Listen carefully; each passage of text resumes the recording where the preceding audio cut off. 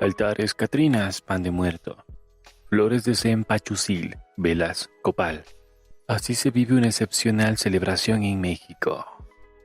Desde finales de octubre y hasta el 2 de noviembre, México se llena de altares, catrinas y ofrendas, en las que los muertos son bienvenidos y venerados. El Día de los Muertos, una de las festividades más importantes del país, tiene su origen hace más de 500 años, en la unión de tradiciones de la cultura prehispánica con la católica. En ella se celebra el retorno transitorio a la tierra de los familiares y seres queridos fallecidos, quienes cruzan el Mictlán para estar con los mortales. En la visión indígena, el Día de los Muertos implica este tránsito de las ánimas que regresan con los mortales para convivir con los familiares y compartir los alimentos que se les ofrece en los altares. Precisamente en la época prehispánica, el culto a la muerte era uno de los elementos básicos de la cultura. Los cuerpos se envolvían en un petate y sus familiares organizaban una fiesta con el fin de guiarlo en su recorrido al Mictlán. El Mictlán significa el lugar a donde las almas van después de morir. El origen de esta tradición pues proviene de esta conmemoración que los indígenas realizaban en tiempos prehispánicos junto a la celebración de los rituales religiosos católicos traídos por los españoles. Los antiguos mexicas, mixtecas, textocanos, zapotecas, tlaxcaltecas, totonacas y otros pueblos originarios adaptaron la veneración de sus muertos al calendario cristiano, la cual coincidía con el final del ciclo agrícola del maíz. De acuerdo con el calendario católico, el 1 de noviembre corresponde a Todos los Santos, día dedicado a los muertos chiquitos o niños, y el día 2 de noviembre a los fieles difuntos, a los adultos. Aunque cada región mexicana tiene sus propias tradiciones, todos tienen rasgos en común. Una de las más importantes es la colocación de altares. En ellos no faltan los pétalos de cempasúchil, las velas y comida como el pan de muerto, hecho a base de maíz y otros vegetales, y muy típicos en las ceremonias y festividades prehispánicas. Actualmente, este pan se elabora con harina de trigo, azúcar, huevo y levadura. Además se adorna con figura de huesos cruzados, a la que se le empolvorea azúcar.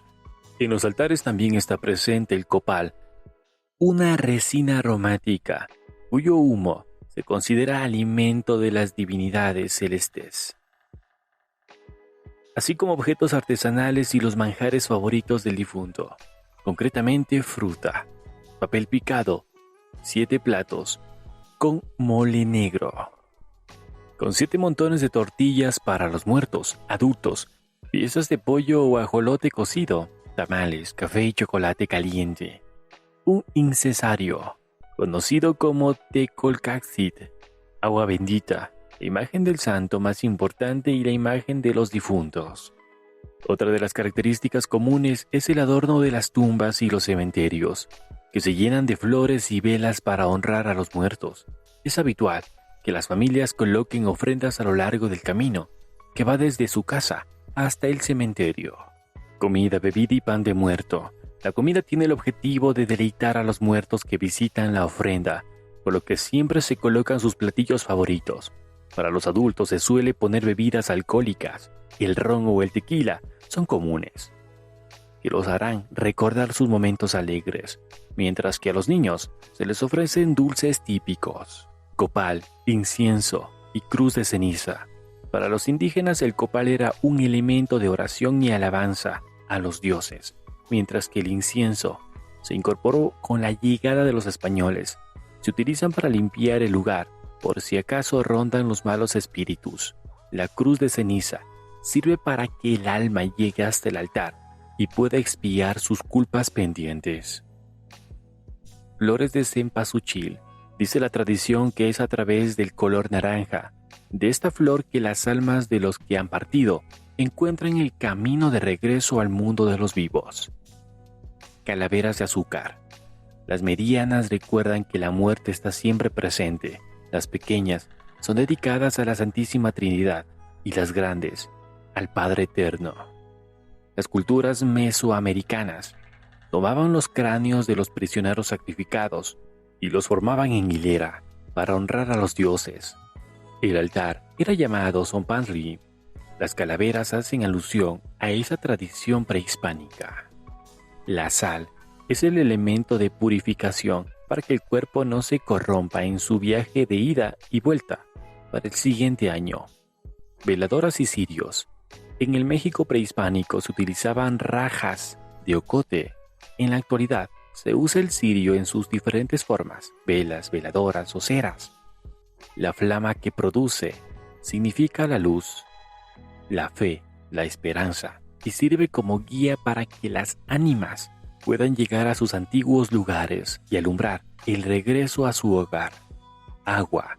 Las ofrendas suelen hacer un guiño a los 4 elementos de la naturaleza, incluida el agua, que simboliza la pureza y se ofrece a las ánimas para saciar su sed después del largo viaje.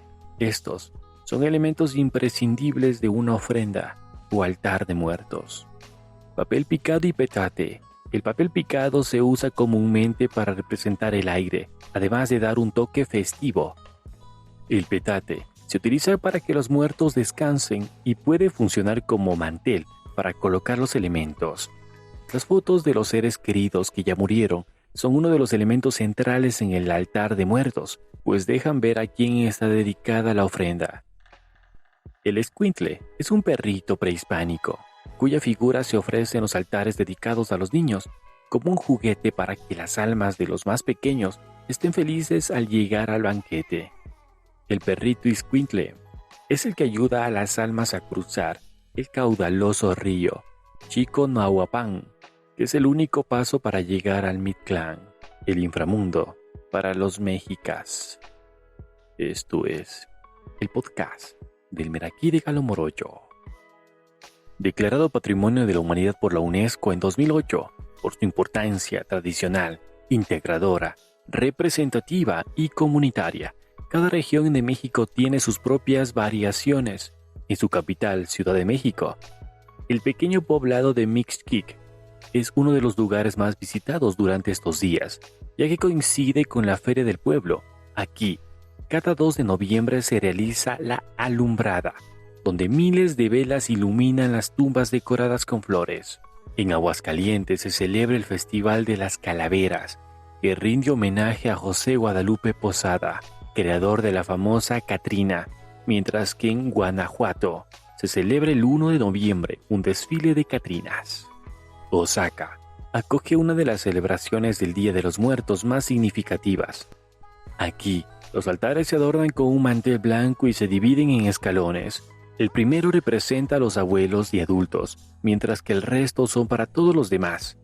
La ciudad construye la Plaza de la Muerte, con puestos donde se puede adquirir artesanía local, y se celebran las muerteadas, entre comillas, que quiere decir comparsas que duran más de 20 horas, y en las que los participantes visten de negro y portan espejos que representan la luz y la oscuridad. Por su parte, en San Luis Potosí, tiene lugar el Santolo, el 1 de noviembre, que consiste en velar a los muertos con rezos de incienso. Además, el día 2 de noviembre, las comunidades indígenas llevan sus ofrendas a los panteones y adornan las tumbas con flores para las ánimas, que según la creencia de la religión se quedan en la tierra todo el mes. Mientras el día 1 de noviembre, la isla de Janitzio, en Michoacán, honra a los angelitos, niños fallecidos, en una procesión nocturna de canoas adornadas con velas, platillos y bebidas. El mismo día en la Ciudad de México, millones de visitantes se dan cita en el Panteón de San Andrés, Mixquic, para recibir a las almas de los muertos al ponerse el sol.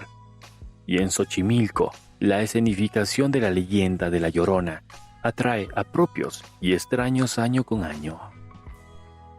Puedes escucharme a través de Google Podcast, Apple Podcast, Spotify, YouTube y seguirme a través de Instagram, Facebook y TikTok. Encontrarás este y otros episodios más.